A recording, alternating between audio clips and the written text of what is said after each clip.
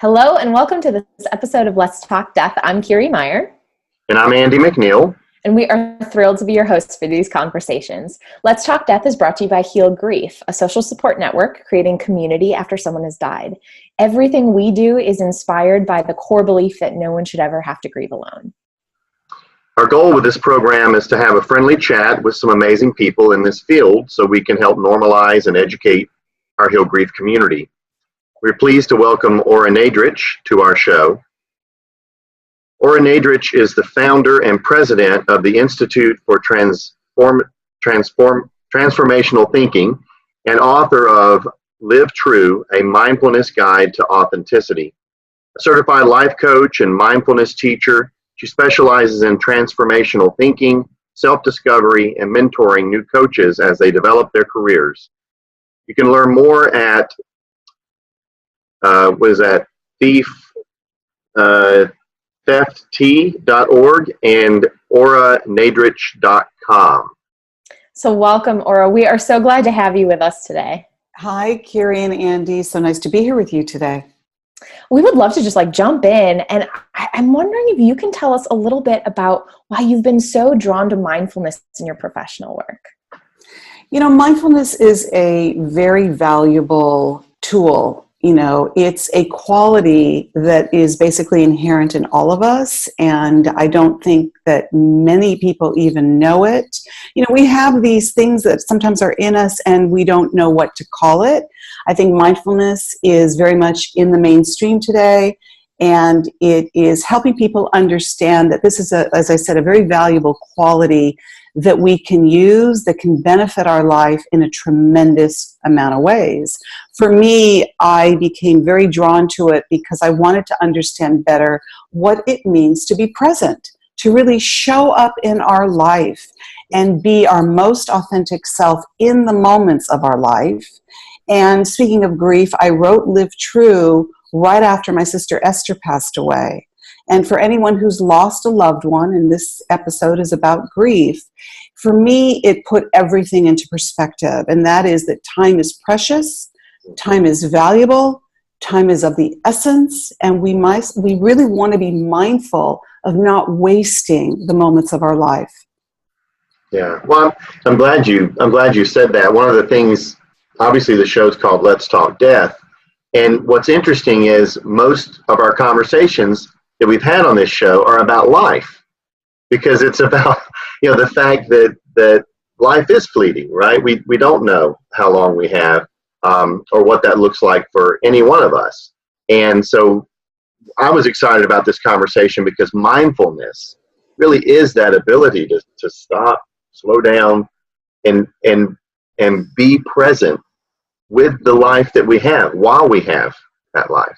Absolutely. And mindfulness, you have to understand the juxtaposition of life and death. It's like two sides of the same coin. And when you have present moment awareness that I'm alive, I'm in this moment of now matters to me. I value life because I know that it's fleeting. I know that it's only for a certain amount of time that I'm here on this planet. How do I want to show up? How present do I want to be in all the moments of my life? These are questions that we need to ask ourselves. And mindfulness guides us to do that. I always say mindfulness is like our inner barometer. It's like our consciousness, really. And it is not only there to help us stay present, but it's also there to basically go, psst, where'd you go? You're just about to leave this moment. You're just about to get distracted. You're just about to not pay attention to this person you're having it with. So it's like it not only helps us stay present, but it brings us into the awareness of when we're about to slip out of a moment. Yeah. So, or quick question, when we're talking about, grief and mindfulness, sometimes people say, I don't want to be in the present moment because it hurts. What would you say to something like that? Well, first of all, I will say, yes, it does hurt. Grief is painful, and grief really can break our heart for sure. And where mindfulness comes into play is that it allows us, it gives us permission to feel those emotions, to not try and shove them away, to not try and hurry them along, to realize that even though we are feeling deep sadness, which is a very real emotion, that we mustn't fear it, we mustn't deny it, and we mustn't think that just because we're feeling deep sadness that we're going to fall into a deep depression. That this is a certain amount of time that is really healthy for us to allow ourselves to feel this sadness in our heart. You know, we live in a time where people are trying to anesthetize themselves. They're trying to push away their feelings. And I say it's like a Crayola box. You have all the colors of the crayons in a box. And guess what? You have gray and you have black. And you wouldn't be able to draw a picture if you didn't have those darker colors. So is the same for our emotions. We have sadness. We must be comfortable in allowing ourselves to feel these emotions and know, by the way, that they are temporary, that they are not going to stay. There's a beautiful quote by the Greek philosopher Heraclitus. The only constant in life is change. Yeah, that's actually a beautiful way to put it. In our work, we run into so many people who the struggle at the beginning is this fear of the feelings that you're having, and what do I do with them? And you're so right. We live in a society where we overvalue happiness to the point that we look at other emotions, which are natural emotions, as these negative things. When at the same time they can also be enriching, and there can even be, for that matter, growth through these things. Not that we would say we want bad things to happen so we can grow, but there is in that process when we allow ourselves that opportunity to be present in whatever that means for us at that moment. Right, and to allow it. And again, as I said, it can be very painful and it can be very difficult. And where mindfulness really comes into play here is having an awareness of, oh, wow, I'm really, really suffering. This is painful for me. And where it becomes helpful to navigate these choppy waters is to say, this too shall pass. I know it will pass, but right now I need to be present with what I'm feeling. I need not to push it away. I need not to deny it. I need not to feel shame around it. And if anything, it's actually really healthy and helpful to talk about it and to share it even with others, to be able to, bridge that gap between not feeling we can be present with these emotions that sometimes are difficult for us and to let people be aware of them. Do you know? Yeah. Completely. And I find it interesting that you were talking before about like, we're so afraid to be present to kind of, get dropped into this big hole or this, this deep depression.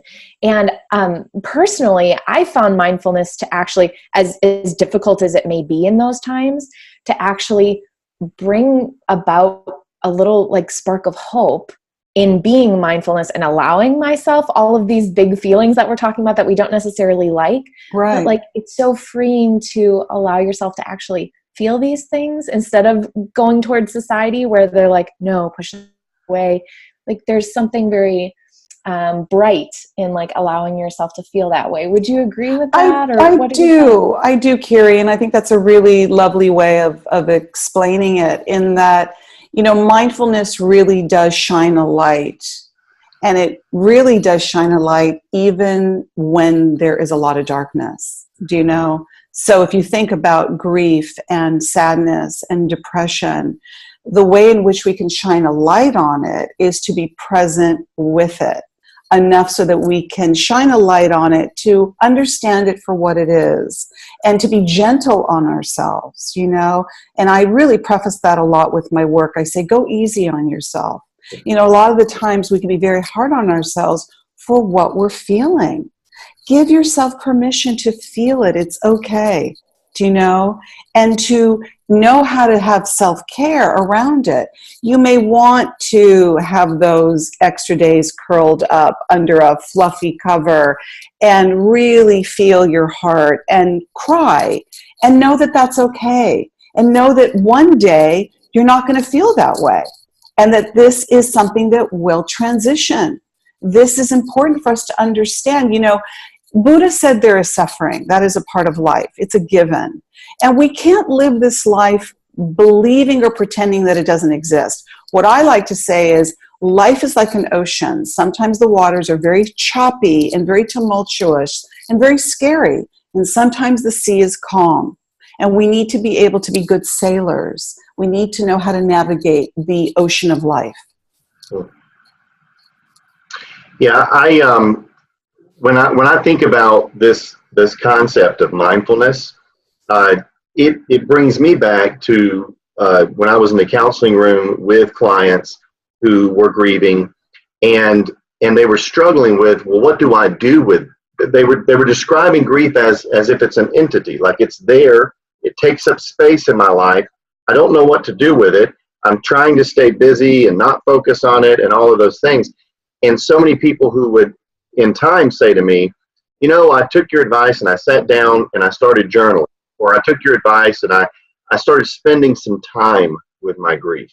And the relief that people feel once they've spent time with that and been present with it, it almost becomes less scary, less something that's just controlling you, that you're now part of this, as opposed to it's just happening to you in your own life. Right. And what I say about that is that when you do those things, and basically what you're doing, you're acknowledging your grief and you're allowing yourself to feel it.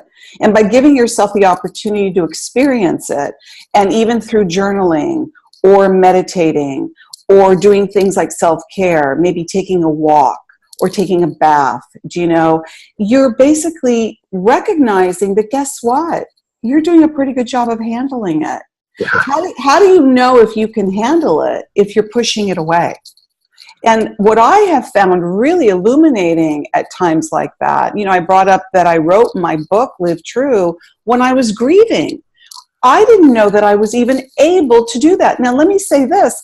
My heart was aching big time when my sister passed away. And I felt like there was this incredible expansive feeling in my heart. It was almost as if she was guiding me. And through this pain, a book was born. I could never have premeditated that I would do something like that. So if I had shoved down my feelings and I had pushed those away, or I had anesthetized myself or medicated myself, I don't think I could have written my book. Wow. Right. And in some ways, you wouldn't be the person that you are today had you done that. Exactly right. Exactly right. Transformative. Very much. Yeah. Transitional and transformative. Yeah. Very much. And that's really a way to really share with people that your pain, and I talk about that in Live True, show up for all the moments, not just the pretty ones. Show up for the ones that are hard and difficult and painful. They have something great to give you and offer you, and sometimes even teach us. I learned a lot during that grieving period. Yeah. There's some really, go ahead, Kira. I was just going to say, I like how you really talk about mindfulness as a self-care technique, because self-care is, really I feel like is a big buzzword right now. And I like the fact that, your mindfulness, part of it was writing your book and being present for, what was happening in those moments, but that this is really self-care. And this is something that you can do anywhere at any point in time. You can use these skills. And I think that's amazing, because some of these things, we think about taking a bubble bath or, taking a vacation, but this is something you can use at any time. Anytime. It's available literally 24/7. I feel like what I say about mindfulness, it's the gift that keeps on giving. It really is, and to think it is, again, an inherent quality we have. I've called it things like having a superpower. It's like having this awareness, right. This unbelievable crystal clear awareness of how can I be a good problem solver? How can I move through this difficult time better? How can I be a better human being? How can I show up and bring the best of myself to a moment? How can I grieve with awareness? It is unbelievable in what it gives us and the benefits that we can draw from it. Yeah. Well, this has been a great conversation. I really just, I mean, I know we could talk about this all day. We're actually on a few minutes left. But what I would like to do is I'd like to give you a chance, Ora, to share a little bit, those who are listening, a couple of things. Someone who's listening who's saying, who's maybe going through a difficult time, or they're at some place in their life where they're struggling, and they might wonder, I wonder what Ora I wonder what advice you would have for that person, what you would say to them at this moment about what they're going through, or how mindfulness can be a help to them. That I understand the difficulty and the pain in what they're going through, and that it can be really heartbreaking. And this is a time, the definition, or one of the definitions of mindfulness is being in the present moment with total awareness, non-judgment, and self-love. And the self-love part for me is always the cherry on top of the sundae. So what I want to say to somebody who's grieving and having a difficult time, you deserve more cherries right now. You deserve a lot of self-love. Visualize giving yourself a hug. Know that you are showing up for you during this really difficult time, and that you are a large container. There's a great quote by Walt Whitman: I am large, I contain multitudes. We are large, we contain multitudes. You will be able to handle this, and know that it will pass, but be present with it and know that you can handle it. Or I wonder how people might reach you, or find out more about your work, find out more about your books, your publications. How can they connect with you in that way?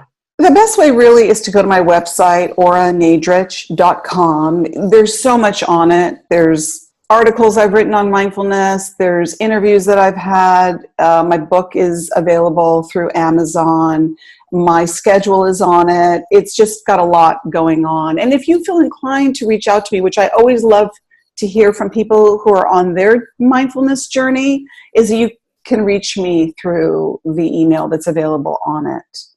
Great. Perfect. Great. Well, Ora, we want to thank you once again for being our guest here on Let's Talk Death, and for really showing us that mindfulness is, I love how you called it a superpower, but it's really just this beautiful gift that keeps on giving to us. I think, Yes. that's a really inspirational way to think about it. So thank you for everything. Thank you so much for having me.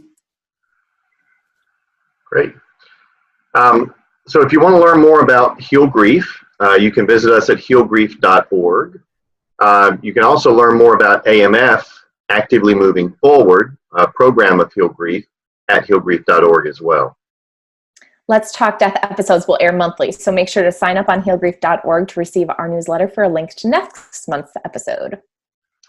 And so with that, we want to thank you for joining us, and we will see you next time on Let's Talk Death.